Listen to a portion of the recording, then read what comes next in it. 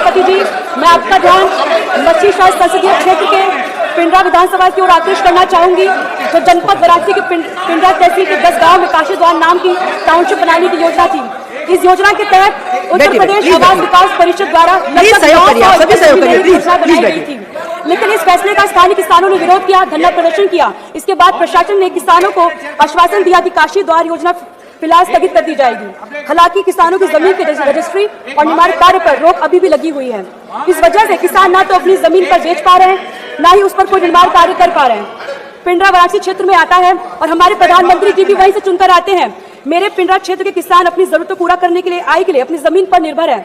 वह जमीन का छोटा टुकड़ा बेचकर बेटियों की शादी, घर बनाना या अन्य आवश्यक खर्च का इंतजाम करते हैं। लेकिन पिछले 2 साल से इस जमीन का खरीद और बिक्री पर रोक लगी हुई है, जिससे किसानों को भारी परेशानियों का सामना करना पड़ रहा है। इससे पहले भी 300 एकड़ जमीन कल्चरल सेंटर के लिए, 350 एकड़ एयरपोर्ट एक्सपेंशन के लिए और 50 एकड़ सीआरपीएफ ट्रेनिंग सेंटर के लिए ली जा चुकी है। अब जो जमीन बची हुई है, किसान उसी पर खेती कर जीवन अपना व्यापन कर रहे हैं।